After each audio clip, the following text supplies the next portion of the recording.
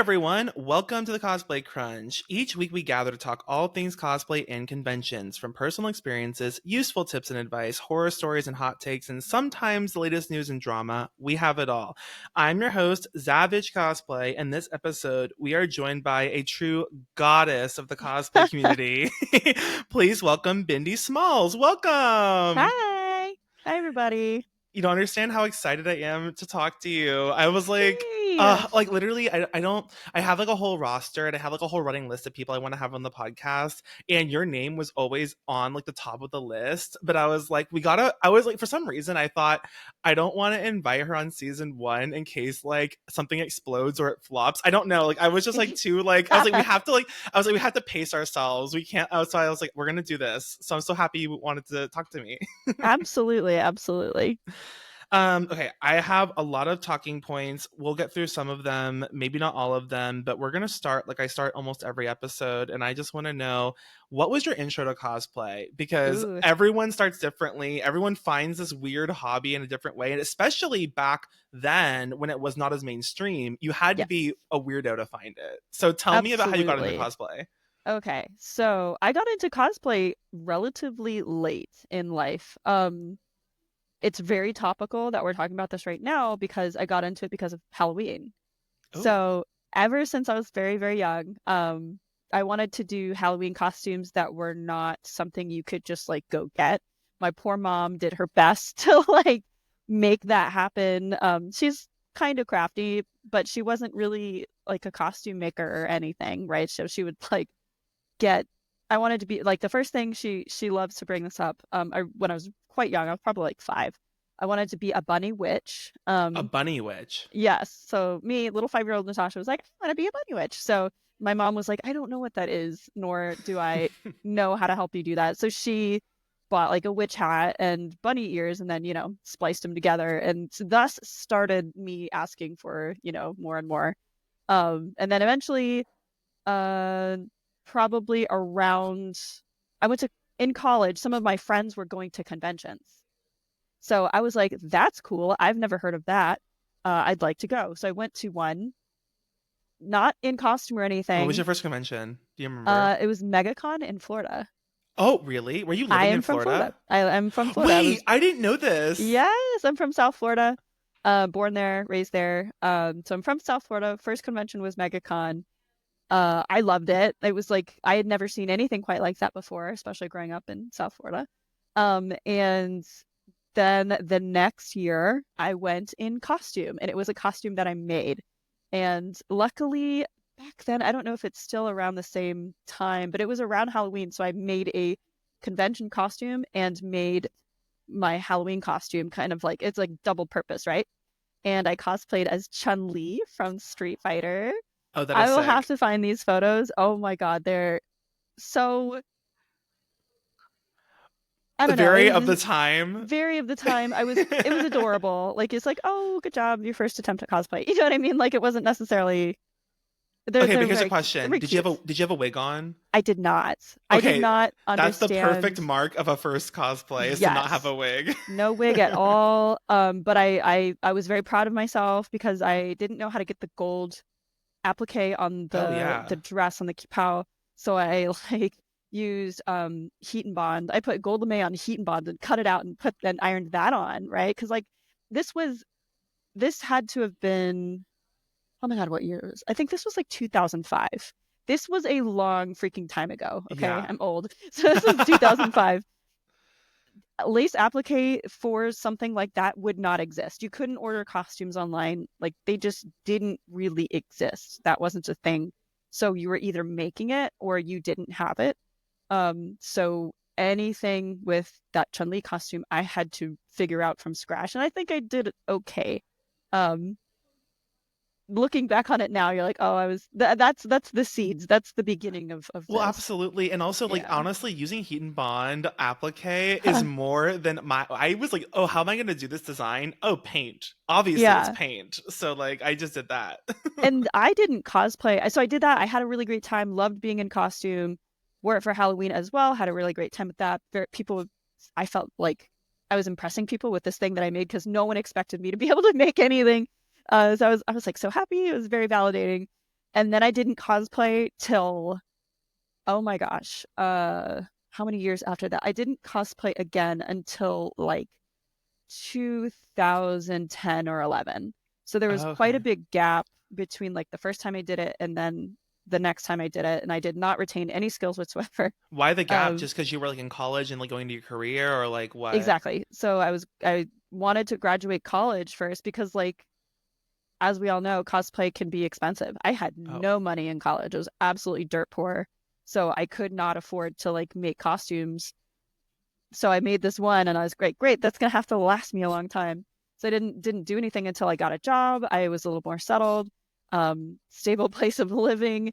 And then I had like some income I could actually like start trying to plan better Halloween costumes, stuff like that. So uh fast forward to like 2010, 2011, and we were planning a Halloween party. And I was like, I got it. I'm gonna make a costume. I'm gonna make a costume for this Halloween party. And it was Mad Moxie from Borderlands 2. that is And so sick. going on your comment, I still didn't really know much about sewing, and I absolutely could not find striped fabric because she has like a purple striped dress. So I just painted the whole thing. Every detail on the thing is just painted. There's no, but it worked for a Borderlands costume, right? Because Very from the it's stylized the cell art shading style. and Yeah, the cell yeah. shading and whatnot. So it worked. But that was like my foray into trying to be very resourceful about like thinking outside the box about like getting costume elements done, right? Fast forward to like the next costume. I think my second costume was Drow Ranger from Dota 2, which is not a very popular character, but that one was like my first like armor kind of thing. And like armor for me did not start obviously with 3D printing because 3D printing wasn't a thing back in Right. 2010, 2011. Or it was, but It was like I'll get it into was like that. a concept or Yes. like a It was like an like article you read about, right? It wasn't like right. something you had in your home yet. Um, so I made Drow Ranger with Sintra. Like all of it's made with Sintra, which Oh, is a the really OG. the OG. It was a really interesting material to work with, and I still work with it sometimes, but in a different way, not quite the same. So the whole thing was made out of Sintra. And then my third costume was Elizabeth from BioShock Infinite, and that contained my first 3D printed piece. And Oh, this I think was about 2011. And it was she has like a choker that's very has like a little charm that's very distinct. mm-hmm. And I couldn't find no way to make that. And I read an article about 3D printing and it was like, that's really cool. This thing exists. I wonder if I could ever do that. And I downloaded a program called Sculptress. It was free. And started fiddling around with it and it's basically like a digital clay, a little ball of clay, and you can kind of poke and prod at it with your mouse. It was a very, very basic program. And I made Elizabeth's little choker piece with Sculptress. And then I was like, cool, I have this digital thing. What do I do with it? And lo and behold, there was a company called Shapeways that could 3D print things for you. And I was Oh. like, oh my God, I can't believe it. So I spent a bunch of money. It wasn't a ton, but it was probably about like 40 or $50 to get this little piece 3D printed. And I got it in the mail. And it was my design. It was the thing I sculpted like in the computer, and now it's in my hand. And from that moment, like You were just shook. You were like, this is shit, it. that's it. That's it. That was like something clicked, and I was like, okay, this concept, this thing I had, I made on the computer, and now it's in my hand. How do I shorten the length between that process? So like not ordering something again, maybe I could make it myself. And this is around the time when MakerBots were starting to get a little bit more What's a popular. Like MakerBot? a MakerBot is a 3D printer. It's a desktop 3D printer, and it was probably the first popular brand to try to make it on the consumer market for 3D Oh, printing. okay. Um, and we had been reading about MakerBots, and my husband uh, at the time was also reading about 3D printers and thinking, wow, those are really cool. And he immediately was like, we could use that to like make things and sell them and pay for the 3D printer. And I was like, yeah, that's a pretty cool idea. Yeah. It would like essentially be like a free, not free, but like a hobby that kind of sustains itself. Right. Um, And he also wanted to make something with a 3D printer. He wanted to make Zero's helmet from Borderlands, Oh, which wait, is like a the one that has really, like a visor? it has like a big visor in the front and it has like a, like a projected like number or whatever, or an Yeah. emoticon, whatever he's feeling. And it's a really complicated design. And he commissioned this 3D design and he got it back. It was a beautiful 3D design. But then he was like, how do I make this? It's how do you make a helmet, right? And that led to us shopping for our first 3D printer. So we went with the largest 3D printer we could find that was relatively affordable. And at the time, that was a 3D printer called a Lulzbot Taz. Okay, so Yeah. I had heard, well, okay, I feel like I don't know what it was, and I don't know like how these brands like emerged and got like created and then developed and all of that, but I do know that some of the very first 3D printers for home users were like Lulzbot brand. And I feel like you don't really see that brand anymore today. Like No, people aren't really buying them. So I don't know like what happened. You probably do. But I like do. that was definitely like the 3D printer that I saw, like most people that had one, which wasn't a lot of cosplayers, but the ones that did, I feel like had that brand specifically. And then Yeah. I was like, what is this? So they kind of held a corner of the market for a while where they were like a larger format 3D printer, about a foot cubed is the build volume. Um, and they were reliable. So at what was reliable at the time. So you could easily openly work on them. They're open source platforms, so you could easily work on them, parts to replace them, stuff like that, which kind of kept like the repair costs down. So they started to gain popularity by those things, and cosplayers were starting to get them because they could make slightly larger stuff with them. Um, and before they really got their momentum, um, we had bought one. We had bought a Lulzbot Taz, and it took us like a solid year to really figure out how to print something reliably with it. Back in the day, 3D printers were difficult. They were not easy. They were hard to work with. Yeah, they weren't like PLA plug and film play. No, filament itself was hard to work with. Like not all filament was created equal at the time. Dimensional accuracy and humidity and all sorts of stuff were harder to deal with. Like people hadn't really figured it out yet. So we had this 3D printer, had it for a year, maybe two, and then I got a job at Aleph Objects, which is the company that makes Lulzbots. So Oh, damn. I moved out to Colorado with my husband to go work for this company for Lulzbot. And from there, like I had already been obsessed with 3D printing for artistic purposes, right? So I went to go work for their company and I did marketing for their company and did events and things like that. Um, so my job wasn't necessarily directly related to 3D printing, but I learned so much being there Sure. about 3D printers and repairing them and all sorts of stuff because like there were so many passionate people working there at the time and we had a shared interest. We'd all exchange tips, things like that. So I had learned so much by working there.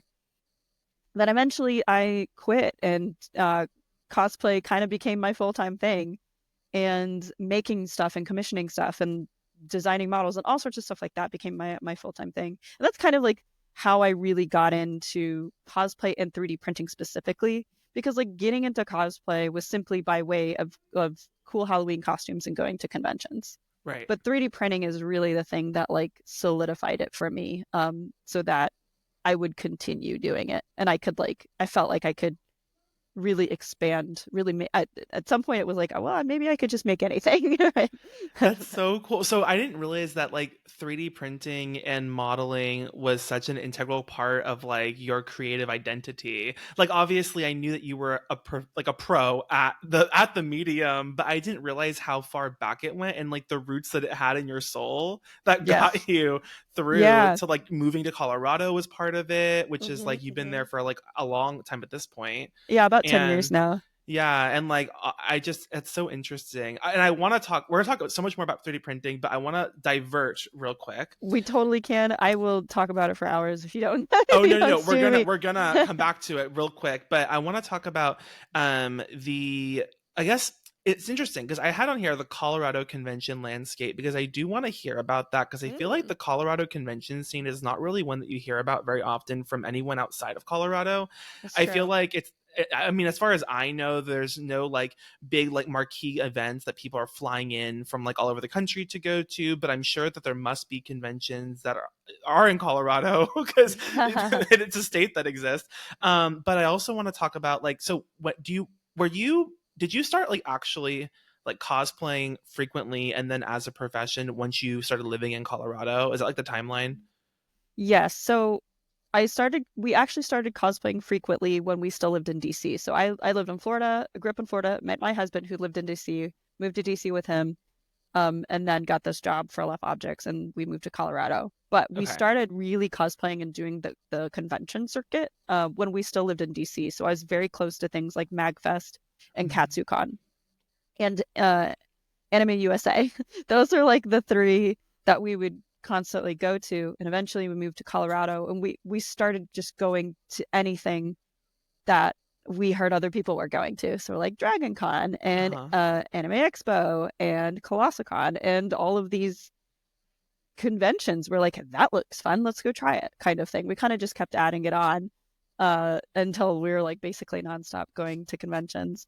The Colorado cons, we hadn't really messed with because a lot of them have overlapping dates with other larger cons in the country, Oh. which was unfortunate.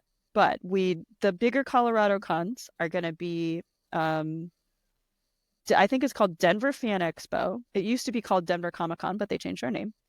And then there's Nandesu Con, which is like the biggest anime con of Colorado, and Where's that? it's in the Gaylord by the hotel by the airport. So there's I've a heard of that Gaylord, one. Colorado. Yes, Yeah. that's Nandesu Con. And then you have smaller cons around. I want to say we just did one local to us called Fort Collins Comic Con. It's a smaller one. What other cons have we been to around here? I can't remember. But the Colorado cons they're generally smaller. They're generally low key. Um, we do get people coming in from different states, but usually drivable. Um, Denver Fan Expo does have like a pretty stacked fan like what Like do a you call it? lineup. Celebrity list and stuff Mm-hmm. like that. And they used to fly cosplayers in. Um, but I don't know that they do that anymore. I could be wrong. I haven't been to Denver Fan Expo in a little while. I've started going less to like the Comic Cons and the Fan Expos and started to try to go to more targeted cons these days. That are Mm-hmm. more like about a singular passion. So like Final Fantasy Fan Fest. Everyone's there for Fan Fest, right? Like that to me is like more of, or everyone's there for Final Fantasy XIV.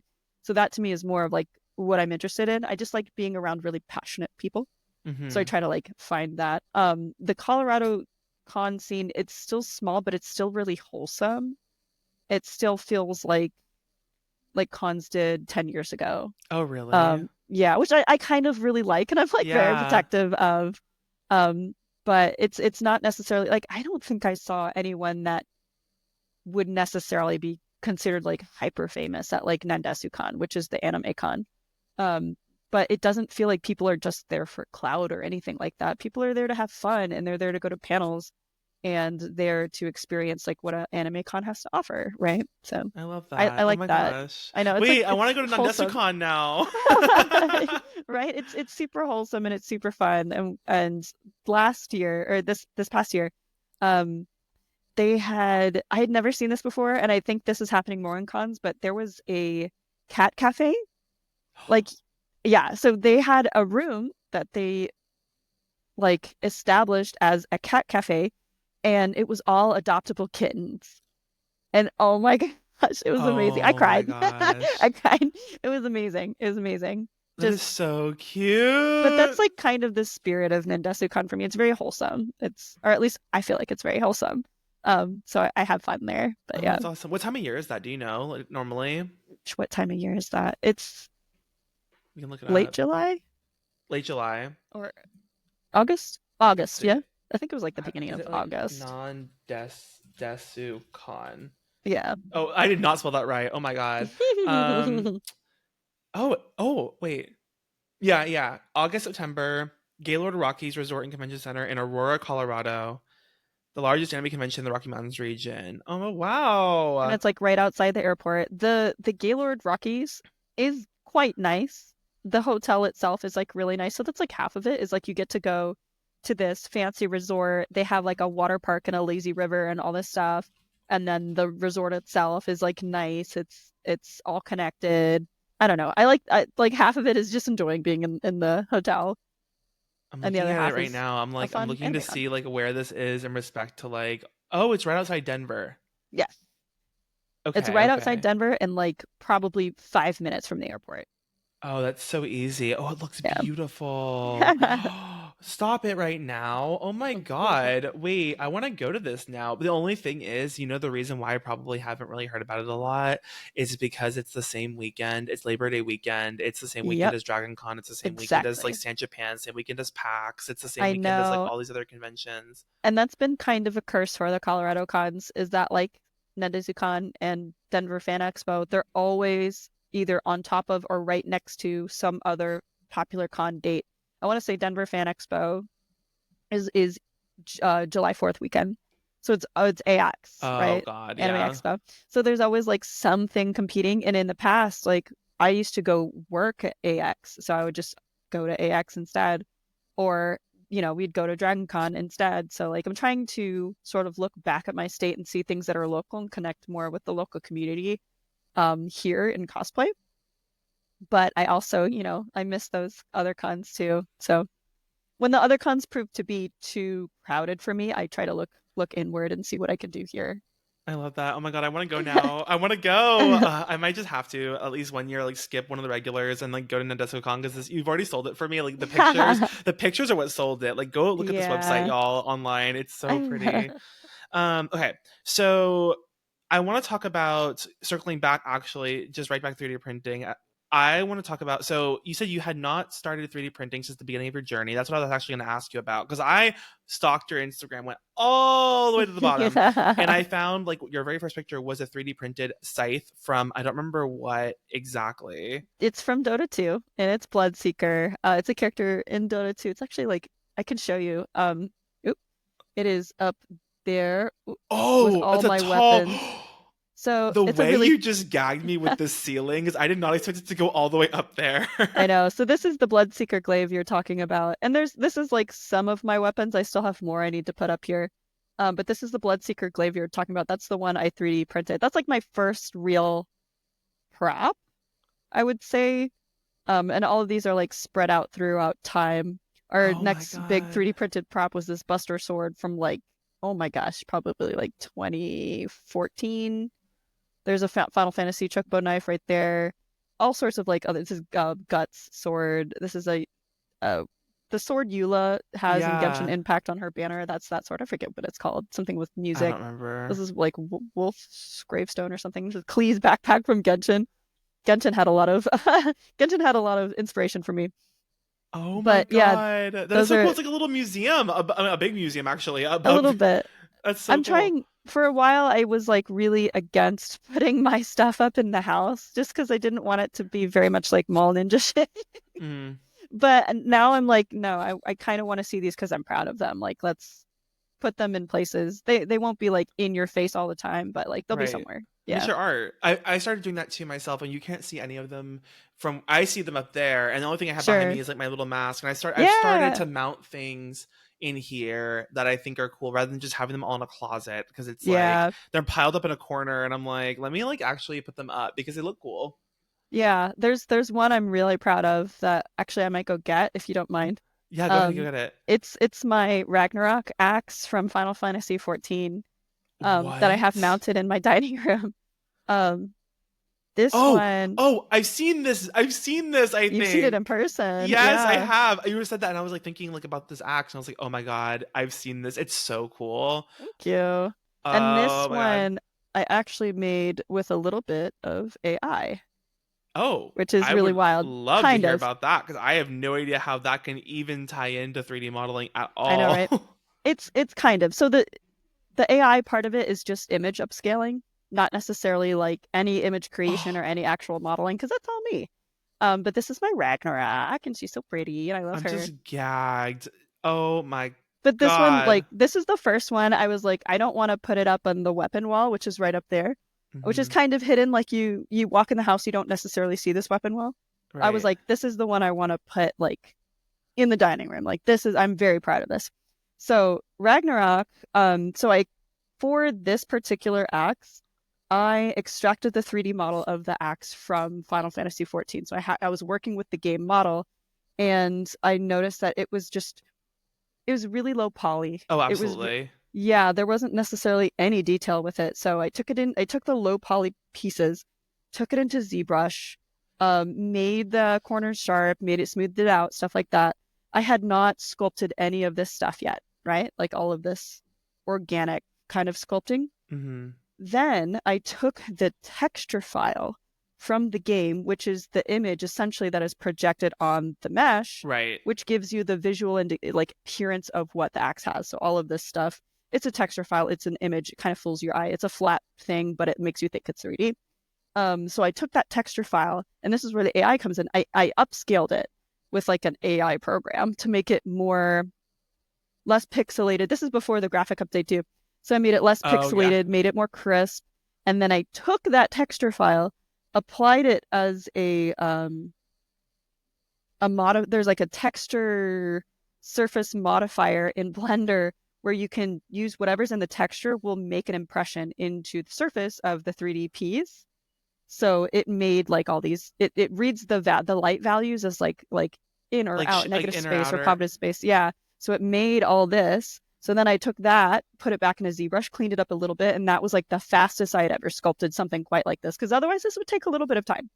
There's a bunch of little valleys and things like that, and there's like a phase. It would take some time, but it was like the fastest I'd ever done it. And I was very proud of it. I was like, oh my god, new method! Like, When I say gagged and like actually can't speak, that's how I feel. Like this is I am at a loss for words, which never happens. That's insane. Wait, so the AI, what they did basically was when it blew up this like really low resolution like texture map and it made it larger to scale in order yeah, it like interpreted like what shapes should be larger and kind of like generated those or kind of. So basically, by image upscaling, I mean not necessarily like a larger image by way of like pixels, just a higher resolution image. So like say it was the same size, it had to retain the same size to go back into the file and still fit where this texture is supposed to fit. So it had right. to have like the same essential properties, but the actual art that's on the texture file needed to be sharper, needed to be cleaner because the art itself was relatively pixelated. Mm-hmm. So the AI in this situation just took whatever that image was and made it sharper, right? So that's where I got like I was able to make this sharper, this design sharper. Otherwise, it was a bit pixelated and it was kind of blurry and stuff like that. So the AI process is literally just like some image cleanup and up like image upscaling, but it wasn't necessarily to actually like modify imagery or create Right. art, something from scratch. It was just kind of like a just a tool in order to get me to do something, but not necessarily like the whole thing itself. But I like to say it's AI because it was a component, right? It was a component. Have you So explained this to anyone before? Like I've not really this is actually. crazy. This shit is wild. Like this is literally insane. Not really actually. And the funny thing is I want to do this again, and I need to do this again so that I can like refine this technique and make it faster. Not that it isn't necessarily super fast in itself, but I want to keep making it faster and kind of Well, and learn think about it more. this way too. Like if you would have a commission to do a 3D model of like especially a Final Fantasy 14 Yes. in-game weapon because you have the game, it's like already accessible to you, right? You Hmm. could literally if you got like very quick and very proficient at doing this process, you could make those models fairly quickly. One would think, yes. One would think, yes. It all kind of depends on the design itself, the model, and this process certainly lends itself to something this organic looking. Right. But say this texture process doesn't work well for something hard edge like this. So the actual Right. blade of this I had to do on my own and sort of like boolean together the center of this axe with a blade that I created, because it doesn't do metallic like this very well. That process doesn't read metallic values like we would. It wouldn't think of it as flat. It had like wherever the highlight is in a metallic, that Oh, would like be a like a raised valley or point a hole. or Yeah, yeah. something like that. So it wasn't quite there for everything.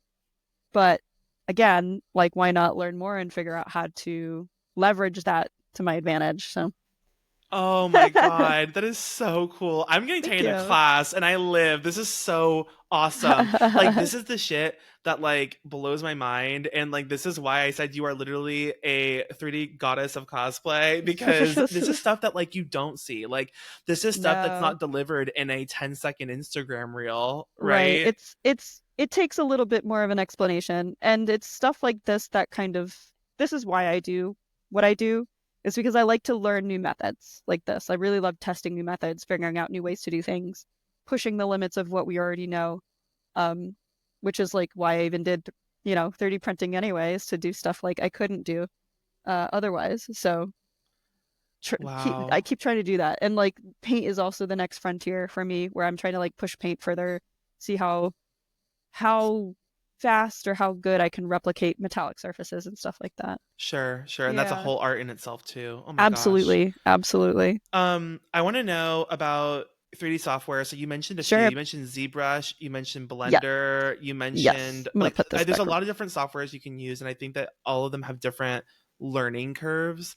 Yep. I think that I know that you use Blender, and that literally scares the shit out of me in a sense, because everything I know and everything I've seen about Blender is that, from what I understand, is that once you get into it and you use it, it starts to become second nature after a while, just like kind of like any type of tool, but it is not very intuitive out the gate.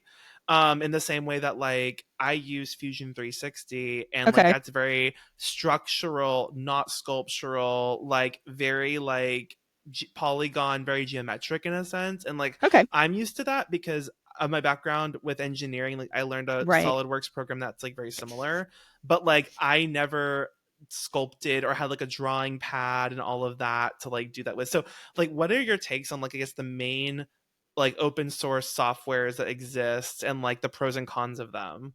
I'm not gonna lie, I really lucked out with Blender. Blender was a so Sculptris was the first program I learned, and that was not like uh CAD software at all. Like it was the opposite. Like you're literally pushing and pulling a ball of clay. And then Blender I saw could do more, especially with like hard edge stuff. So I started to research tutorials on Blender. And I say I really looked out with Blender because Blender has consistently been getting better. And now we have Blender 2, 2.0, and like Blender now, people like use it professionally in 3D modeling industries where they didn't before. Oh, I didn't know that. I didn't know that it evolved so It much over time. it has evolved a lot. So Blender has evolved to be like essentially what it is now. It has like sculpting tools. There's so many different plugins you can use to make it like really, really robust. It wasn't always that way. Sculpting in Blender used to be just horrible. Like it wasn't necessarily even worth it. Um, but now you can do just about anything. So at the time I was trying to learn Maya because it was more of an industry standard. Right. I eventually gave up because I just hated the interface because I had already learned the Blender interface and it's already kind of hard to use on its own. Um, and then yeah, ZBrush was the sculpting component for me. So like every 3D modeling software kind of has its strength. Where like Maya is really good for cinematic stuff. Mm. Blender's kind of a jack of all trades now, but it's still really good for hard edge modeling. ZBrush is still amazing for anything organic. It's such a good piece of software. But I'm also using something called Nomad, which is on the iPad. So I use it's also kind of an organic sculpting software that you can use on your iPad. It's so nice because your iPad is essentially already a tablet. It's a Right. drawing tablet. And I had never used a drawing tablet. I came from Blender with a mouse. So going to Nomad on the iPad felt very natural because it feels like you're just kind of drawing on a piece of paper rather than like drawing on a tablet and then looking at the computer. That was not very Right. natural for me. I never got that. But using the iPad where I'm like the pen is down, I see the input where it's going, that works very, very well for me. And pretty sure ZBrush just came out with an iPad app. So there's a ZBrush iPad app now. And Hoku Props showed it to me recently, and it looks amazing. So I probably Oh. should learn this too, as well, because I already know ZBrush on the computer. So I feel like I'd be already kind of into the ZBrush app. Like I'd already know how to do a bunch of stuff. So Gotcha. Chad coming in and converting you to the yeah, ZBrush basically. app. I love that. Okay, that's interesting. So, for filaments and Yeah. preferences, so obviously there's a ton, right? And I Yeah. think the most generic, widely used FDM filament is going to be like PLA, Yeah, it's right? still PLA for sure. Have you used any other filaments recently in your projects or just ever in the past that you thought were pretty niche and unique that you want to like preach about for a second? Sure. Back in 2016 or 17, I made so there's a filament called Ninja Flex, which is a TPU. It's a flexible filament. Back in the day, I made shoes. I made like cosplay shoes and everything. Yeah. And I wear them recently. More about that later. Um, I made cosplay shoes with Ninja Flex, and they're still good. Like I Stop still wore it. these shoes. They're still fine. Like they didn't degrade. Like they're great. Um, so TPUs, I think, really, really strong. It's just it can be hard to print with. It's not necessarily as easy as PLA. PLA is by far like one of the easiest filaments to print with. That's why it's so widely used. I've used ABS before, wasn't a huge fan.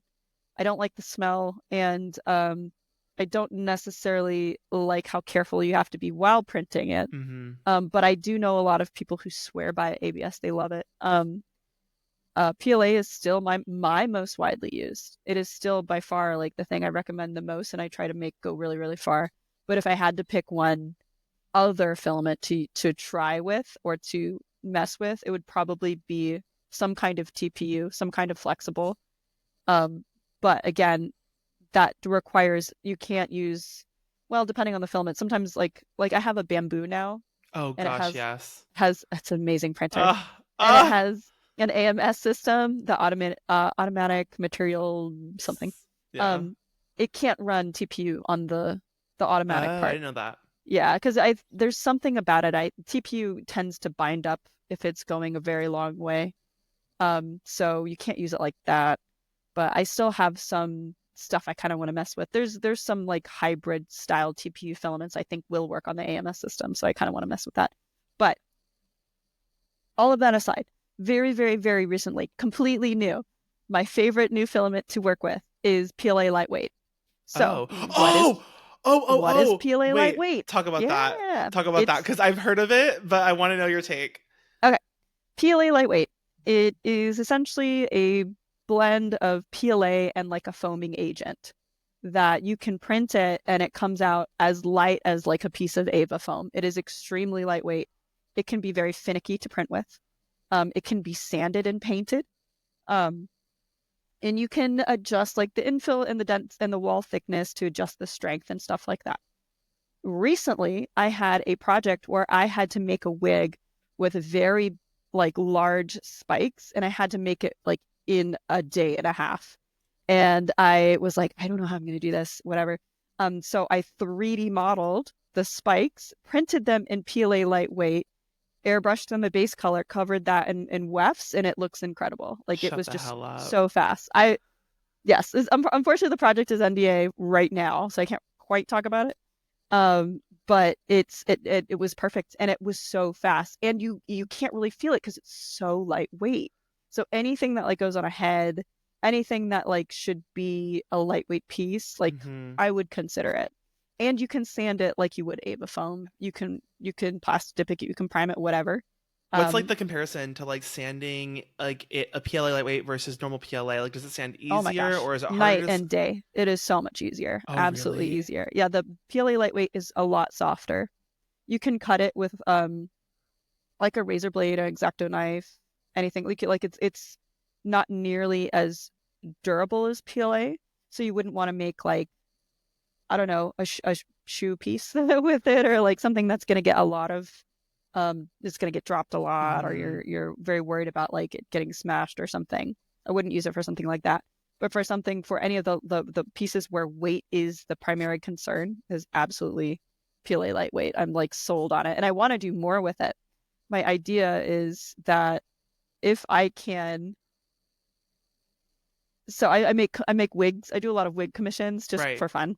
And my idea is that I can use the LiDAR scanner on like an iPhone or something to scan someone's head with a wig cap on, so I get a 3D model of their head, and then I can print it in PLA lightweight and stick wig pins in it because it's like a custom head form, right? Right? Like that's Stop! You that keep seems like a really blowing my fucking brain apart. Wait, that is so real. I mean, that's the thing. I mean, you'd have to. How fast can that go in the Bamboo Labs printer?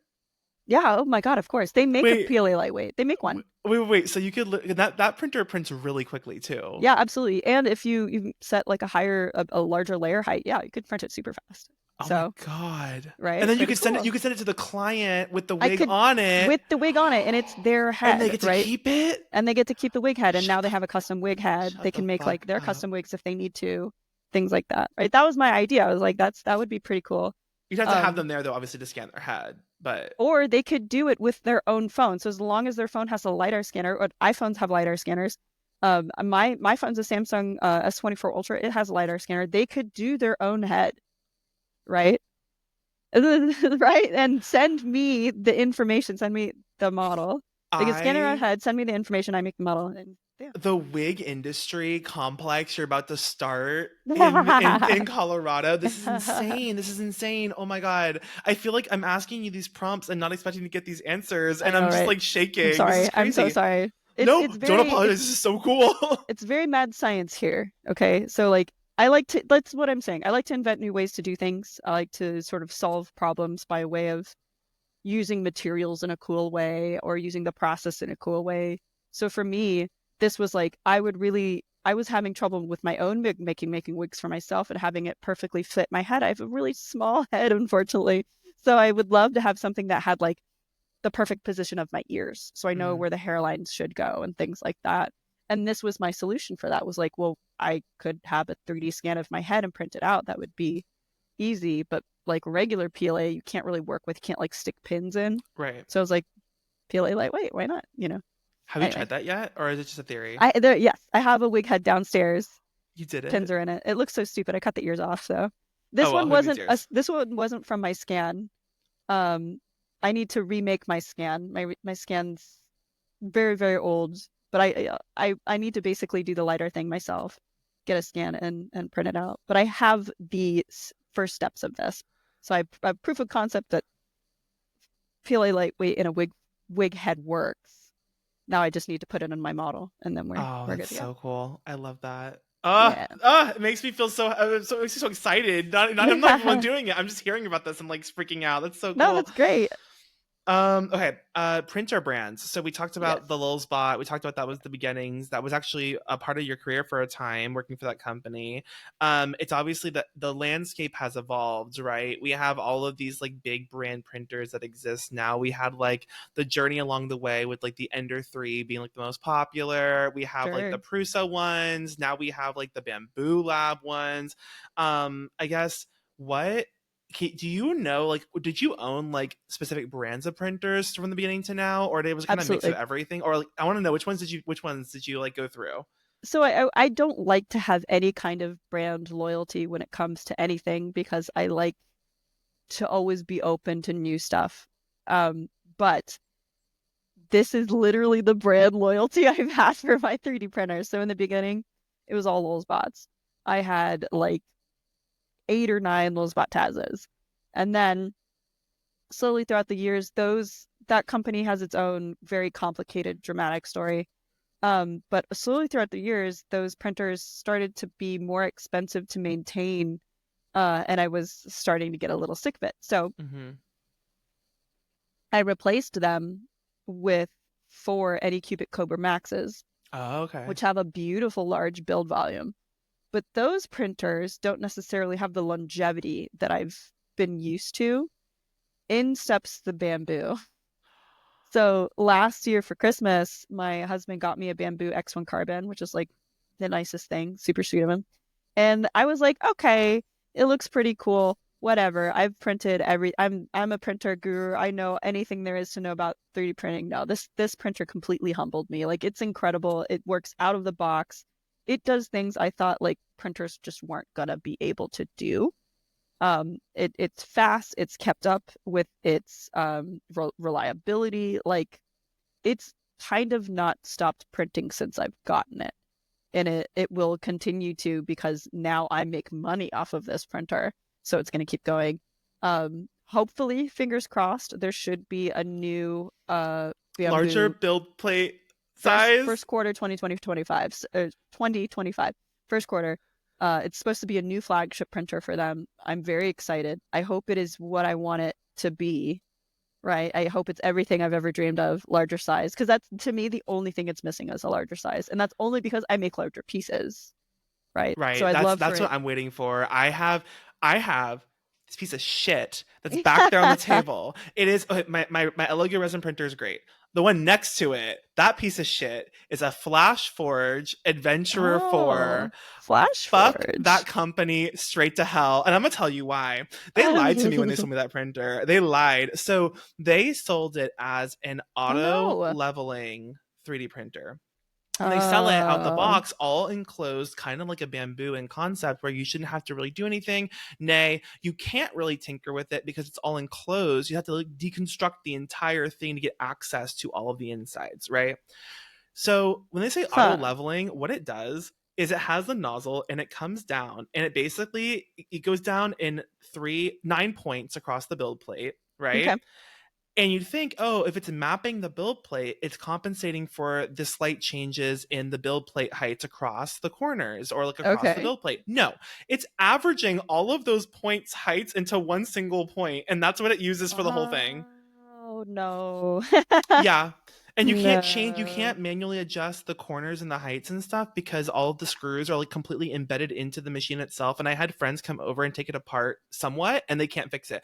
Friends that have been 3D printing as long as you have cannot fix this thing. So That's really literally interesting. it has like an I want to say like an 8x9 or like maybe a 9x10 build plate size. I can only use like 4 inches in the middle because otherwise from end to end it grinds into the build plate or it goes into Yeah. the air. Oh my gosh.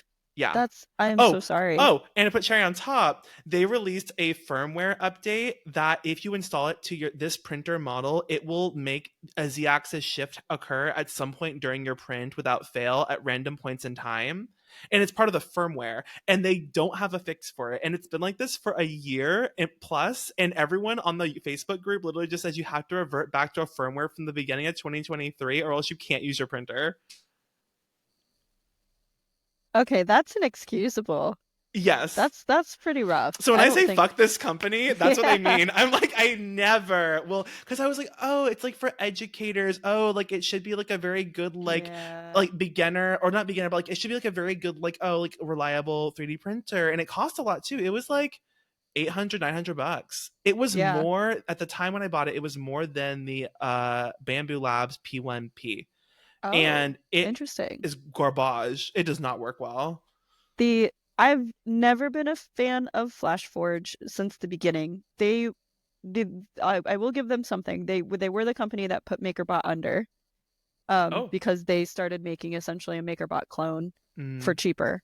But it had the same issues that the MakerBot did, so it wasn't necessarily any more reliable. So I've never been a huge fan of their products, but I also never really had one. So I had never had that solid, like, this is a terrible printer experience. mm-hmm. Yeah. Well, now you know. Be Yes. warned. But no, I want a Bamboo Lab. I want when the new one I've been holding out. That's why I haven't replaced that piece of shit. I've been relying on friends that have better printers. Mm, Because I'm waiting for the new Bamboo flagship to come out because then I can finally be like, all right, I can justify the investment into a printer that's yeah. going to last me. Yeah. I mean, I'll probably wait like a few months before I buy it because I want to Sure. make sure that it Make works sure it's good. exactly what, the promise is, right, of Right, Bamboo right. Labs. But But like honestly, it's the build plate size because like when I get a new printer, I need to make sure that I'm getting this build plate size I want, and the what I want is a helmet. I think that's what the yeah, standard is for most people. It's like a helmet. generally, for me, it's chest plate. But I'm Oh. also, so helmet is about, like, helmets are very wide. They're not super, super tall. A hmm chest plate can sometimes be even taller. mm, Um, so it's not super dissimilar from a helmet, but like a chest plate is generally, like, if I can make a chest plate, like Cologne's chest plate, for instance, then like we're good to go. Like I can make that work, right? right, right. Hers still I had to do, and 3 pieces, I think. So most of it was one piece, and then there's like 2 pieces on the bottom that had to be connected. But Mm-hmm. that's like my dream is just something big enough to make a chest plate because that's generally the largest piece of the costume. And then everything else there is just gravy. Oh gosh. Okay.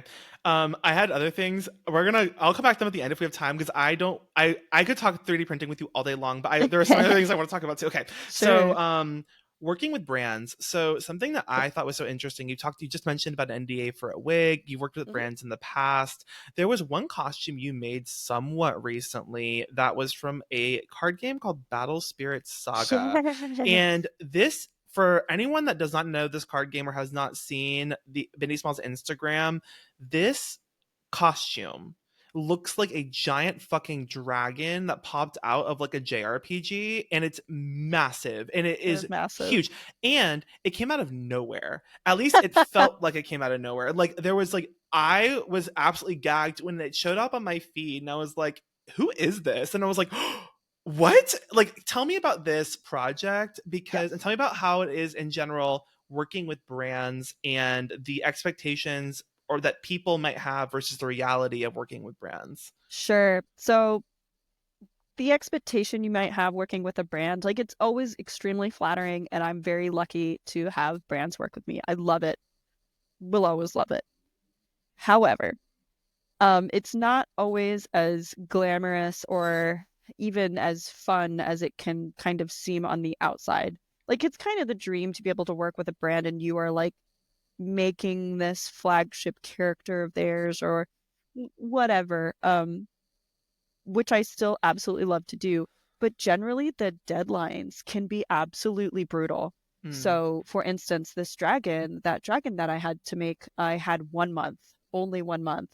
And then on top of that, I wasn't allowed to talk about it. So here I am, like spending all of my life on this thing for a month, and I couldn't say anything about it. Which kind of stinks because, like, in hindsight, I wish I took more content during the making of it, mm, so that I could post more about it. Um, but I am still very happy I got to do it. That being said, like when you have a deadline so tight, it also reduces the amount of time you can take to make content about the thing, right? Like right. you're You're just, not stopping to film every 5 seconds. You're like no. crunching through it. I was crunching through it, and I hadn't made something like that ever, right? So it was on, it had stilts, it had like 8-foot wings. Like it was huge. It was a huge dragon. I hadn't quite made anything like that. So I had a lot of learning to do during this process, which of course added to the time I had to take to make this thing. And I was spending like every day was like a 12-hour day. And I remember like there's somewhere during this time, I got so sick. I got a norovirus during this time. And I was like so scared I wasn't going to finish. I was terrified. I was like, I don't know if I can tell Bondi that I can't finish this fucking project. Like that's gonna be that would like ruin my life. I Wait, would so be time like, out. no. I know there's like a contract deadline, but why was there like an actual was there like an actual deadline for like an event or like what was Yes, like there was an okay. event deadline, so I had to be there at the event in the costume as well. So there was an event deadline, there was a contract deadline, obviously. So yeah, this was one of those cases where it was like, I don't know how many other people could actually do this because it is so tight. Mm-hmm. And because they would have to have like their schedule clear enough to have something like this in it. I was very lucky that it was kind of the right time for me to take on this project. But yeah, it was intense, and wearing it was super fun. I actually really liked it because I didn't think I would like being like completely covered. I basically had this like tiny little window in the dragon's mouth to see out of. It Right. was actually super fun. And I was because I didn't have to pose. I didn't have to make like a cute face or anything. I could just be like, look at how cool this shit is. Was it And then weird that they wanted you to wear? Because I feel like almost all of your costumes, at least your face, is partially, if not fully, visible. So was this mhm. like a weird, not a weird in a bad way, but just like an interesting departure for you to like change it up and like be like a complete mascot costume? Totally, totally. Yeah, it's not this was not hot girl cosplay. This Yeah. was character creature cosplay. But to me that nothing could have been more exciting because I had not done this before. And I was like, that sounds amazing. I've never gotten to build something so big. I've never gotten to build something that felt like it wasn't me. You know what I Right. mean? It's like all of my costume stuff before then had a very solid connection with me being represented. Like, sure, it's this character, but it's still me. You can see my Right. face, you can see my eyes, stuff like that. With this costume, there was no face, there was no eyes. It wasn't me. It was a complete departure of self. And I am dragon. I am character, right? I Oh loved my it. I gosh. think it was Has this great. inspired you to make others like it? Like Yeah. maybe not like the same like but like just like in terms of like completely transformative, completely like obscuring identity, but like something that's like grand and like crazy. Yes, and it absolutely has kind of changed my perspective on masked cosplays because beforehand I didn't think I would be comfortable in them because there's certainly like some comfort you give up when you have something on your face or around your head all day long, right? Hmm. So like a huge mascot head, you don't get to hear as well, you don't get to see as well. Sometimes that can feel like you're trapped, and I was worried that that's what I would feel like, but it was kind of the opposite, and it influenced me to make stuff like Halone, right? Because like I can't see very well out of Halone. I have to have someone kind of hold my hand when I'm walking in Halone because I can't see. Um, but it feels like people then don't look at me for my face, they're looking at me for the costume, Right. and it's almost like the perception their perception of me is completely changed because they're like kind of just admiring my work and not necessarily, I don't know, the pressure of being like, be a pretty I girl, like never that thought of pressure gets kind of that. taken away. Yeah, Yeah. it's a little bit freeing to have that, so it absolutely makes me want to make more. um One of the costumes I was considering making is Wicked Thunder from 14. So in the newest raids, Wicked Thunder, she's the horse girl. She's like a horse and she's got the big wings. Stop. Well, I know how to do a lot of that cosplay now because I've made the dragon, It's true. right? It's Because true. I've made that. I made the big wings. I've made like those Digitrade legs, those like dragon legs. Like they don't bend like normal human legs. I made those out of upholstery foam. And I have stilts and stuff like that. Like I know the skills now. I can definitely make this. So it absolutely makes me consider doing that because she's also, while it is still her face, there's just so much other obscuring things. Like she has contacts in that like are whiteout contacts. Like there's other stuff that makes it like you're not really looking at her face in that. You're looking at the Hmm. whole thing, and it's very big and very involving, very wild looking. I really like it. I feel that. That's so Yeah. cool. Is there like a balance that you approach these types of projects with for like working with brands under NDA versus working for commissions for other friends or other people, versus working on your own projects? Like, how do you balance all of those different pieces of your life and your career and your hobby? That's a great question. So, obviously anything where I'm either contracted or I've promised a deadline or anything that's always taking precedent. So a lot of my personal projects, they just kind of fall behind that. If I'm working with a friend, um, generally they get more leeway from me about like, kind of whatever they want, absolutely. Whereas like working with a company, I try to be, you know, more rigid and protect myself too, Mm, about like what they can expect and what I can deliver because I don't ever want to overpromise and underdeliver. That would be awful. I haven't missed a right. deadline yet. Um, but like with friends, I feel like I will try a little harder to make something a little extra special for this because I know who's wearing it, I know who's using it, and things like that. Right. And to balance like when I get to do what, it's so difficult and it's constantly changing because like I will have a bunch of wig commissions lined up and then blam, I get an NDA project I got to do like right now. So it's like crap. Yeah, Like I gotta it's like like you have to constantly be flexible and adjust your schedule, and obviously yeah. sometimes it's sacrifice to your own personal life and like Oh, for sure. well-being for sure, right? For sure. Yeah. Like Unfortunately.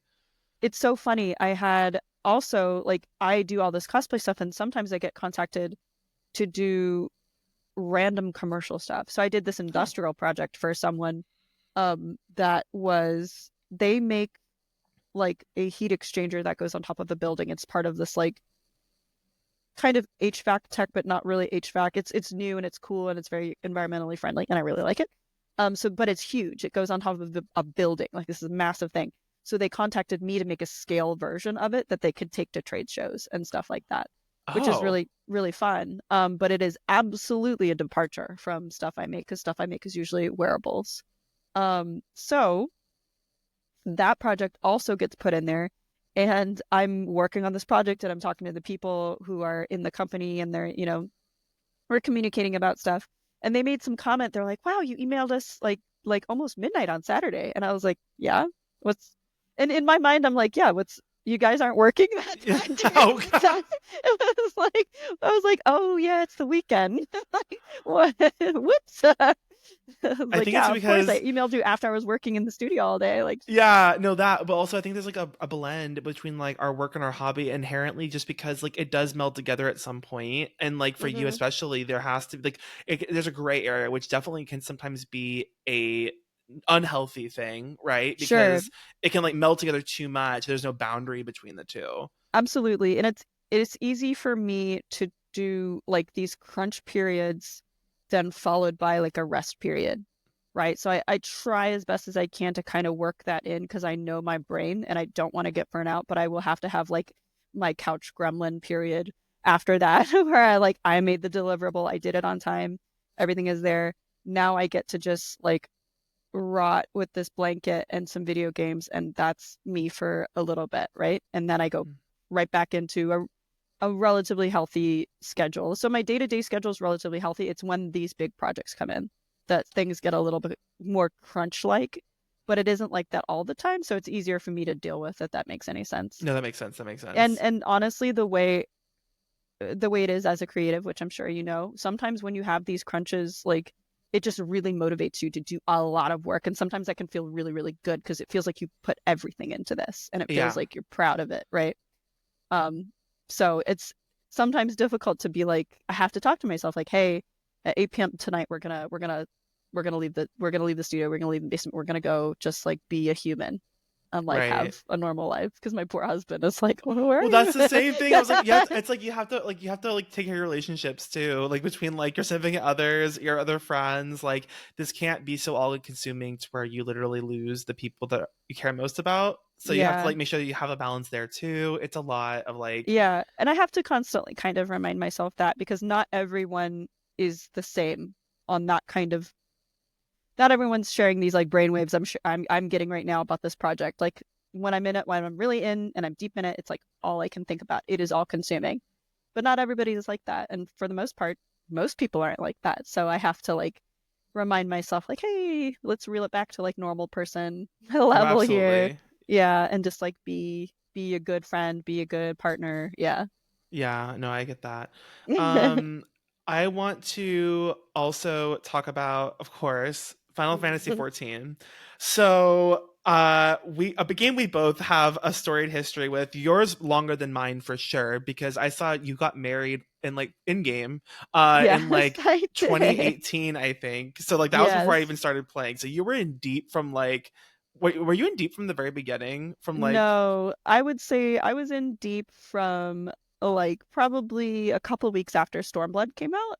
oh, And okay, like okay. since then, I've been, and I definitely have some like gap years here and there. I've played every expansion, but not necessarily as hard. I want to say Shadowbringers. I was definitely like not quite playing every day, and I took some big months where I wasn't playing at all Hmm. during that expansion, and then just right back into it with Endwalker, and still playing pretty much every day now. And like in between content pushes, I'll try to like explore other games and stuff, but every time like a new raid comes out, it's like, oh yeah, let's go to I it. think that Final Fantasy 14 is so dangerous for cosplayers because Oh my god, the designs. not only are there so many designs and Yeah, so many characters, but also it can be such a time sink, especially when you have other things you need to do in your life, that it's like, oh, I yeah, have to keep up with the weeklies, or I have to do the dailies, or I have to, totally. Absolutely. it's And I'm no stranger to MMOs. Like I love MMOs, but it can sometimes feel like chores for sure. So I have mhm. to, yeah, you gotta like keep up with like the little bits to like make your character good eventually. And Final Fantasy XIV is very visual. Like it's extremely aesthetic, and I love that about the game. And I think that is like the perfect blend for cosplayers because like the aesthetics alone will just drive you to keep playing. Because there's certainly like so many things I'll come across in game and be like, I want to make this. It's so cool. It's so amazing. Yeah. Oh, absolutely. And then, like, also I would there was a period of my life, and this was like back when I was living in Chicago, and definitely more so like coming out of COVID, where conventions were starting again, but they weren't as frequent, and people were still wearing masks, and it was kind of that weird in between of like not COVID but also like going back to like a normal like routine. And I was playing a Yeah. lot of Final Fantasy XIV, and instead of going out to conventions, I was going to the clubs in game, and I worked at one. Oh my gosh, I'm amazing. not going to tell the good people of this program what I did at the club, but let's just say I earned my money and I bought a house with the money, and that's all that Amazing. matters. But I did a lot Amazing. of G posing, so like we would have like different Halloween events, and I love dressing up my character in like outfits as other characters, and then G posing. So, wait, for In-game example, cosplay. yes. So it was Yeah. in-game cosplay with my character. So like there was one Halloween where me and my friend did Ito and Goro from Genshin Impact, Oh my and we took photos and we submitted god. them for a Halloween contest in game, and then we won the Halloween contest at this virtual club in That's Final Fantasy. It's amazing. so meta. It's taking it somewhere that's like crazy, because like most people think like, oh yeah, the rating, or like, oh yeah, the dungeons or whatever, and I'm like, I'm here for the runway fashion shows. Nightlife. Yeah. I know, I'm here for like the Roblox like dress up game, only in Final Final Fantasy Fantasy. 14. What's really amazing is that people like the players have really taken that part of this game and expanded it like crazy. So back when I used to play back in Stormblood, like that didn't really exist. So to watch it like grow from like people having a RP nightclub, right? Well, Mhm. people will just go over and they're like kind of RPing to each other, like I'm at a nightclub and I'm getting a drink from the bar and whatever. And to see what it's grown into is so cool because there are so we have these nightclubs in Final Fantasy XIV where your character can go to someone's house and it's been turned into a nightclub and you can essentially attend an event there. They will have DJs. Real So DJs. the real DJs, like IRL DJs, who will be streaming their set on Twitch that you can go watch, and your character in game is dancing to their music, and everyone in that nightclub is listening to that same DJ. So it kind of has this like connection, and that all of that really blew up during COVID. And to the point where like we started going more and more. It was like such a fun thing to do. I could like see my friends in this like nightclub scene kind of situation. And then when it came to FanFest, my husband threw like this huge after party with a bunch of the in-game DJs at FanFest, like spinning decks, and all of the people that went to FanFest that were into nightclub stuff, they could go and see the DJs that they listened to on Twitch. It was That is super, super so fun. fucking cool. I also love Love Sean's that. parties. They're so fun. But that's a whole other story. But like, yeah, Yes. I it was so funny to be like in a Discord call, but then like you have like the DJ streaming on Twitch and like in the background for us in the Discord call, and then us being in game, and then us being like, Yeah. oh my god, there's a cat boy over there. He looked at me. Do I say something? Do I blow a kiss? Like emote? Like it was so funny. And like it doesn't take itself seriously at all. It's the point where like I would just go to people and be like, hi. Like I would just like randomly like start talking to people. It's I don't know. It was such a weird, interesting, like chat room esque throwback, but also Yeah, not. It was so much fun. absolutely. And chat room-esque throwback, I think, is like a really accurate kind of way to describe it because like you're connecting people with your avatar. They don't know who you are, nothing like that, and you're kind of anonymous. Get on, unless you're with your like friends with you. But like, I like to go and like just kind of fuck around and like be silly and stuff like that. There was one where Sean and I went with our friend John, and I don't know why we landed on this, and it was so random, but it was like we're at the bar, this like bar, and I'm ordering, and I order for Sean, who's like this beautiful dragon girl in game, and Sean was like RPing like he only eats eggs, and like I had to order him egg whites from the bar, and they were just like, I don't know what to do with you guys. It was honestly really kind of funny. We were just kind of fucking around, and it was like just a really lighthearted sort of situation of like making silly jokes and stuff like that. But Absolutely. It lets you live out your intrusive thoughts and fantasies without hurting anyone. So oh, like for it's sure, it's for very sure. it's very great. Um do you have any Final Fantasy husbandos or characters that you live for in game? Yes. Let me grab. Some of them, they're right above me. Oh my god, do you So have them hanging? I do. So my number one husbando is Estinian. I love Oh, him. My favorite. He's cold. He's a strong silent type. I love him. And then I have Xenos. I love Xenos. girl. Not Love him. you in all of Japan. I know, I Oh my know. god, but that's a really cool figure though. Thank you, thank you. But I can't explain it. I don't necessarily. I guess I like edgy characters. Maybe that's just there's nothing to explain. I just like edgy characters. And then I have my absolute waifu supreme. I actually made this. Oh, you This made is that? Ishtola. Yeah, this is a Ishtola I printed in resin. I made this during COVID because I wasn't really making a lot of costumes during Yeah. COVID. So I was like, I'm gonna make figures of my favorite game characters. So I made this beautiful Holy Ishtola. shit. Do you This isn't sell my that? 3D model.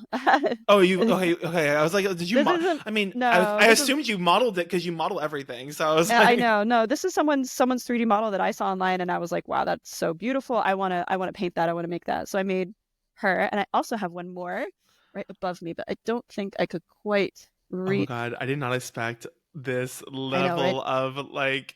Oh, sure. I will bring you up instead. So I have a bunch of figures up on the That is other side, so cool. right? I have like, Wait, I have that Tracer statue from BlizzCon. yes, one of Oh my my god. favorites. But this I also made. Ooh, let me Minfilia. Oh my She's up there. That's for my goodness. husband. That's his favorite character. That's his waifu supreme. But Rest in peace. she's so out of the story for for so long. I Um, know. but yeah. Oh my gosh. So I only have one that I really care about. I'll show you like wait, how do I what's the orientation of this? So I was gifted this husbando blanket by a friend, Kai Hikari, and Oh my God, how beautiful. isn't he That's handsome? Isn't gorgeous. he beautiful? Yes. Oh, so I can wrap myself in Wow. him and pretend. I don't have any figures though. Like uh I don't have any figures. I have a lot of like acrylic charms and like enamel pins Yeah. and things, and I have like a whole like board of like Emmett Selk things, but I don't really have any Aw. figures. I have some prints and stuff like that. I've tried to move away from prints because I had so many that Oh I like yeah. there's just not enough wall space in my Yeah. life to like put all the prints up. So I've like moved away from just buying prints. Lately, like keychains. I'm trying to buy less keychains because I have so many freaking keychains. I have them everywhere and I don't have enough keys to put on the keychains Do you have an Ida or to put the bag? keychains on. Huh? Do you have an Ida I bag? I don't actually have an Eda bag. I want one. There's a really good Final Fantasy XIV like the story quest Oh round yeah, one my that's friend on Etsy. Carol has it. I don't Yeah. she's over right now. Her bag's not in here, but yeah, she has it, and it's held. I can say it's a good investment because she's had that bag for probably at least like 3 or 4 years now, and she Oh, wears it nice. all everywhere every day, and it hasn't broken. Okay. So, Okay. Yeah, I was thinking about getting that and putting all like my Estinian stuff like hmm in the circle. oh, I love, so good. Mhm. Although I had mixed feelings about um, what was it called? Dawn Trail. Oh, yes, Dawn Trail. Yeah, I I enjoyed it. I think it would take a lot for me not to enjoy a Final Fantasy expansion, but like it wasn't quite the same. It wasn't going to have the same impact like Endwalker. It just wasn't, right? Yeah. So I kind of knew that going into this, and I was ready for the extended beach episode essentially, which is I Mm-hmm. feel like what we kind of got. And while there is like some dramatic stuff, it definitely feels like less depth of a story. Very. If yeah. You can So tell different writers did it too. You can tell that like yeah. the writer that they had do Ed Shadowbringers and Walker did not do this Right. one. Right. And I But certainly have my gripes here and there, but overall, mhm. I still enjoyed it. I like the Raid series a lot. Those are Yes. fun. Yes. Those are Yeah. fun. I like the concept of the like fight ring concept. It's so I like that. silly. It's It's it's so it's very silly. very silly. It does not take itself seriously, and I like the concept of that. Like we're also like in the ring. We're fighters, so I kind of like that. It's just fresh. It's kind of new. It's not necessarily going to be my favorite raid ever, but it is definitely fresh and new. Right. No, exactly. I want to talk about Twitch and TwitchCon. Sure. So you definitely, especially throughout the pandemic, were streaming. Oh my God, where it's streaming on Twitch pretty frequently. Yeah. Do you still stream on Twitch frequently now, or no? Nope, I quit. Eventually I took a indefinite hiatus of streaming. I had been doing it for 5 or 6 years. And I was doing cosplaying cocktails, as you know, where I would dress in costume and make cocktails, and sometimes those cocktails were related to the costume. Sometimes um, I would be in cosplay, sometimes I wouldn't be in cosplay, but it was always like a cocktails centered thing. Hmm. Eventually, the eventually it felt like it was taking more of my life than I really had intended it to do. Um, and it was starting to be something I kind of dreaded doing. Mm, And that's where I was like, I should probably either solve this or just cut it yeah. off or like take a break and Oh see yeah, if I yeah, want to come yeah. back. Right. So I took a break and eventually I was like, I don't think I want to go back to this. Hmm. I don't think this is where I want to spend my creative energy. So eventually I just quit it completely. I had a lot of good memories, a lot of good times on Twitch, but yeah, I think it was hard for me to keep up with because I'm still at the end of the day like a pretty massive introvert. So it was kind of Mm. difficult to like constantly feel like I'm totally gonna have a great stream and everyone's gonna love watching me because I'm so charismatic, right? Right. You're That just like always turned on. You're always always turned like, on. you always have to be like ready. Like you're always exuding so much emotional energy out. Yeah, and I always felt like I had to have something fresh and new and exciting. And while that might not have necessarily been true, because I certainly had a lot of friends and fans that would watch that would just wanted to hang out, um, somehow that became like a mental game for me that I just couldn't win, right? Is to like always be doing something newer and cooler and all this stuff. So Hmm. eventually I just stopped, but I still cherish those memories. And this year I got to go to TwitchCon and it kind of made me like miss some of those days, but I don't know that I would start it again. Or if I did, it would be completely A different, I different think. capacity. Different, Yeah. yeah. So I want to talk about that too. So with TwitchCon, you obviously, I watched the live stream. I was like, oh my God, that's my friend. Like, it was so cool. It was a very fun, very like, how do I say, lighthearted, very like nice Yeah, and like very community vibe of like what Stella had going. And I really like that. absolutely. So was that your first TwitchCon you had been to? No, it's probably like my third. I'm gonna say it's my third. I think it was my third TwitchCon, but it had been a really long time since I had done anything Twitch or TwitchCon related. So if this about when as well been my first. But that event was awesome. It was so fun. I'm so glad I got to be a part of it. It was really, really good to also see Twitch kind of embracing cosplay again. Hmm. Because for a while cosplay was huge on Twitch. Yeah. And then it kind of like slowly, I wouldn't say it got like super less popular, but it certainly like the popularity started to go down. A lot of our friends that we used to stream cosplay creation and stuff like that, they had also kind of retired from that. So for there's kind of a lull for a while. So I'm hoping this is like a new wave of embracing cosplay again and getting it back into Twitch. I love that. It looks like it's such a fun convention, and I It was I really had a fun. friend that went. Well, I had a few friends that went, but one of them that went was an artist in the artist Yeah. alley. She does like Yes. dragon. Basically every single dragon that exists from any game that existence, she has made a pin or a Oh, something that's of it. cool. She was there and she was telling me her experience of it all and was like, yeah, it was such like an amazingly well run and like really fun time. And it being in San Diego is so cool because like the only Yeah. time you get that vibe is Comic-Con, and that's infamously difficult to go to from a number of different Yes. reasons.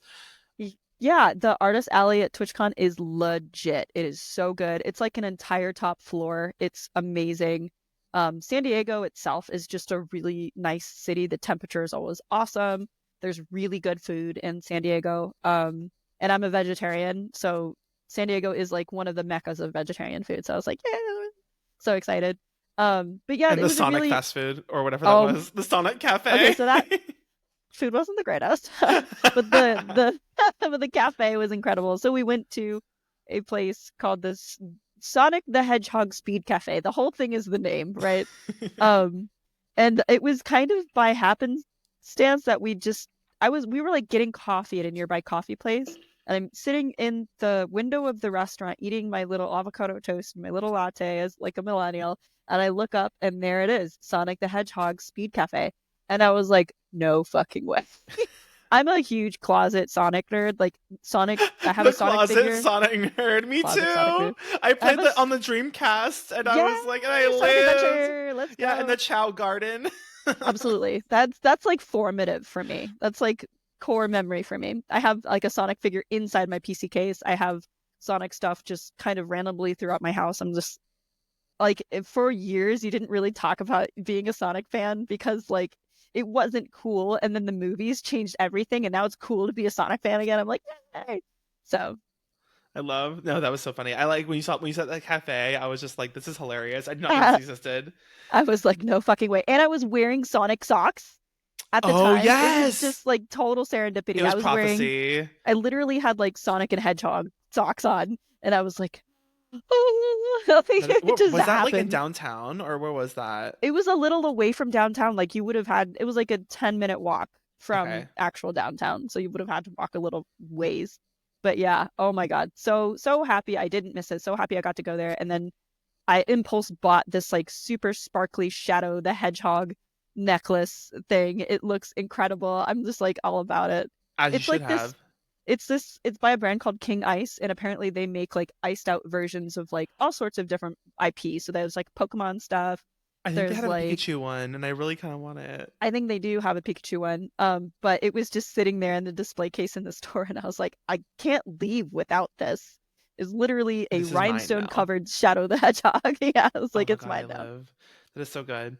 Um, no, would you go back to TwitchCon like in the future or like even next year, or is it like something you want to like take intermittent breaks from? Because I know some cons are like so much you kind of want to like give yourself a True. breather, but some cons are like every year type of thing. TwitchCon I would be more interested in, and I had a great time. It's way less crowded. TwitchCon is way less crowded, and for Oh, me that kind of is a make or break for like taking breaks from cons. Because like Dragon Con I haven't been to in years because it started to get really really crowded. And as a cosplayer, that kind of affects your experience, right? Like if you're wearing something and it's super super crowded and you can't get through spaces without like just your costume being essentially demolished by just trying to pass through a space, that can really sour my experience. Um, so with cons like that, I'll take breaks, but like stuff like TwitchCon, like I would absolutely go again. It was super fun.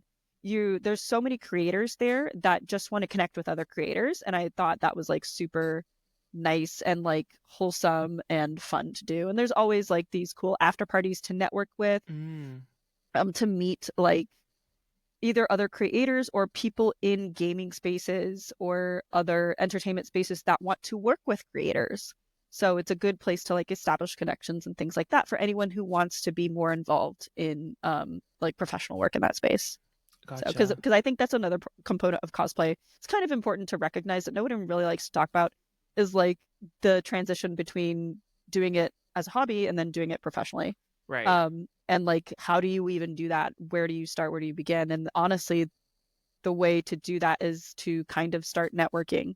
And that doesn't necessarily mean having to like go to a ton of parties, but to make an impression on people and to be to be a good like a good impression, be friendly and have something to talk about and talk about your passions and to ask them what what they're working on, what their projects are and things like that. Because Yeah. sometimes you'll find linkage up there and you're like, oh my gosh, I do this, you do that. We should connect and we should make something.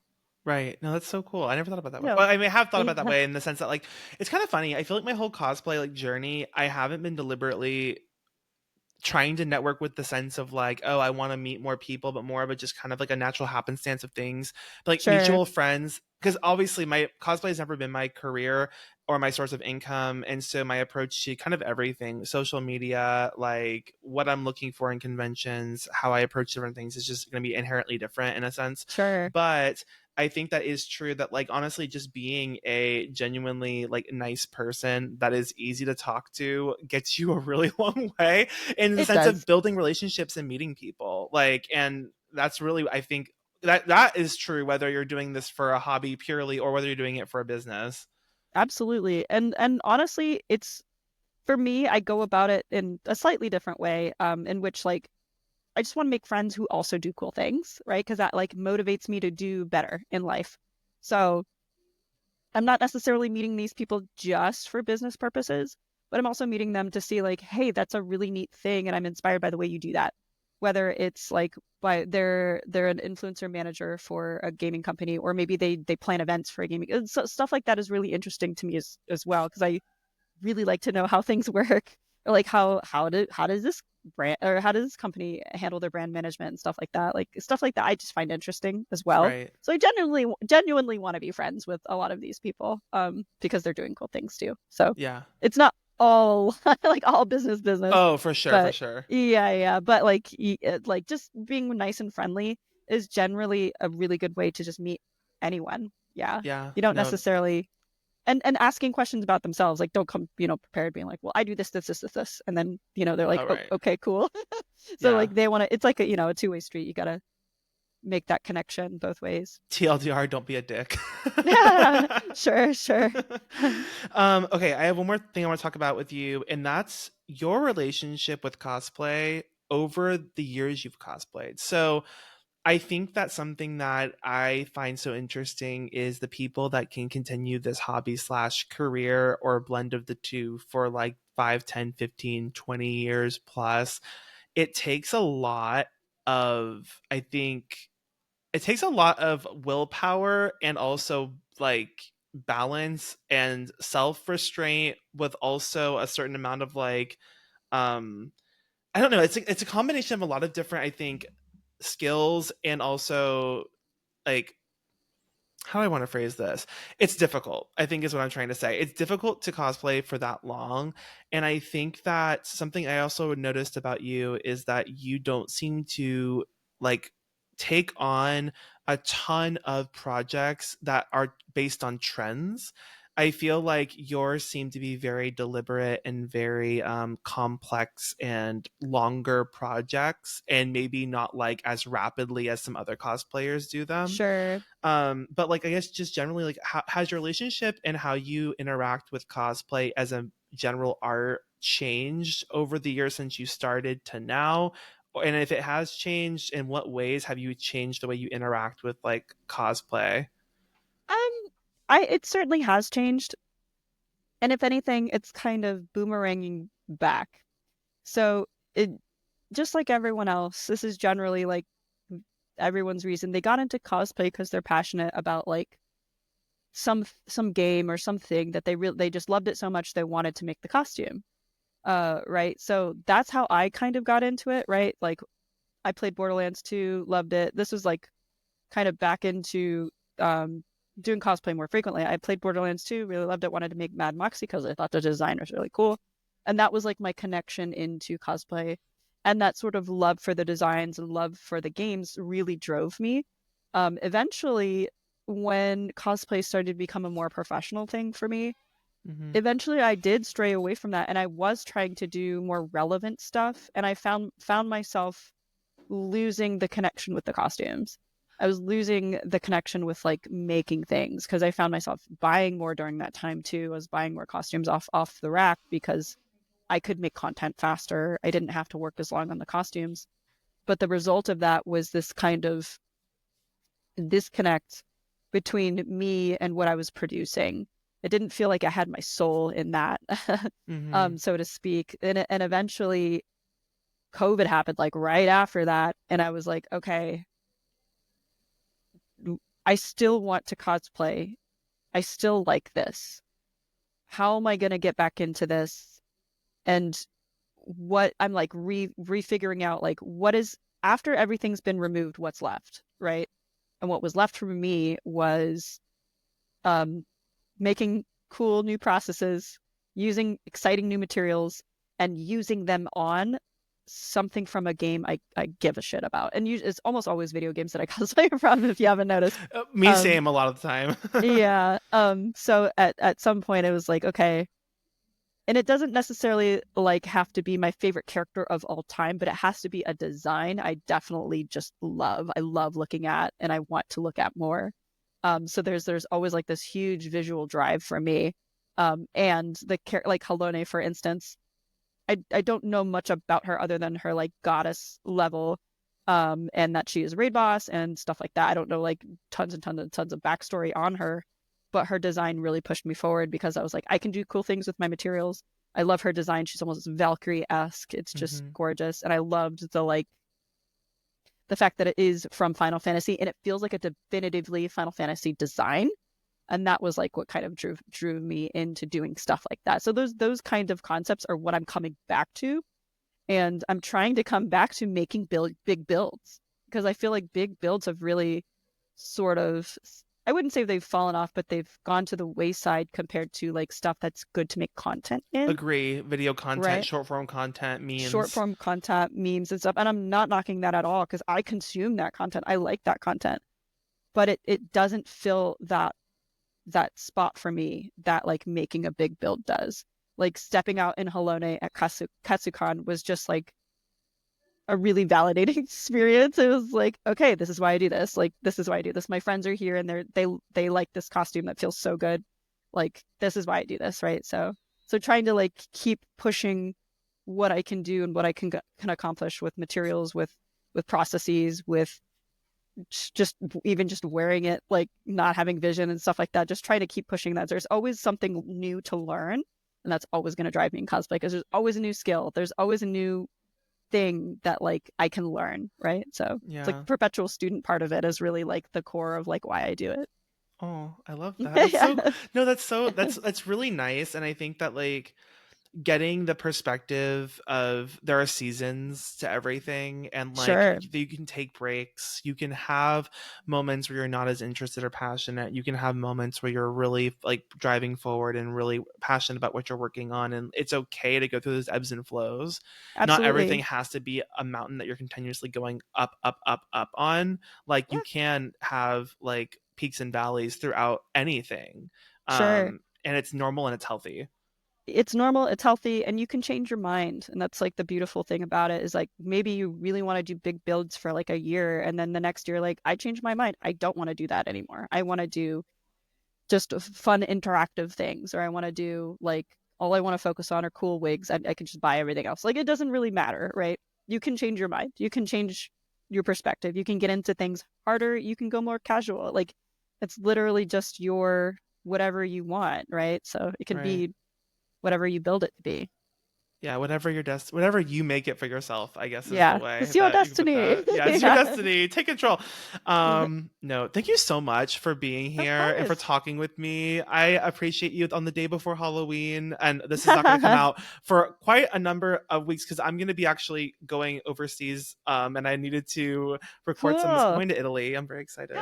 Oh my God, that's so Yeah, it'll be exciting. fun. It doesn't feel real yet, but no, I'm very excited. But I wanted to make sure that I had you booked and we had this done. That way, I had all of that set for whenever I'm like going. You know how it is, like going all over the Of place and all that. course. So, Of course. but no, I'm Absolutely. so thank you so much again. Like this was such a good conversation. I could literally talk to you for hours, and I'm just like sitting here absorbing all of what you have to say, especially the more informative parts about 3D printing, because I feel like you're such a wealth of knowledge and you've been doing this since literally the beginning, at least in terms of like the cosplay scene is Sure, involved. sure. And it's just so interesting to see how you are continuously trying to push yourself to learn more and more about the medium because it keeps changing. And that's so Yeah, cool. and I'm so excited for the way it will keep changing, right? I want to look back in 10 years and I'm not using the same techniques I'm using today, right? You always want that like progress and that growth.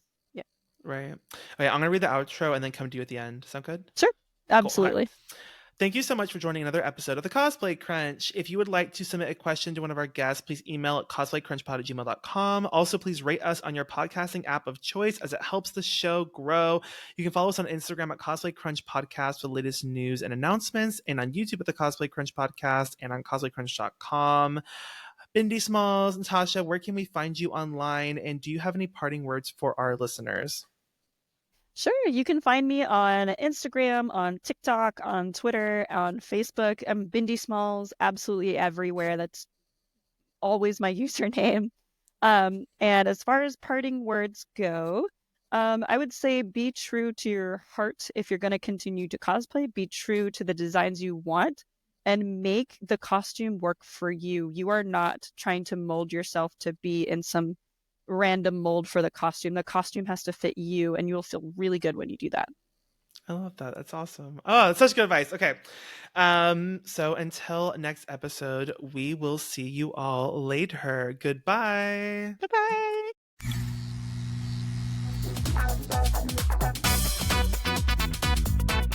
The Cosplay Crunch podcast is hosted by Savage Cosplay, with post-production also by Savage Cosplay.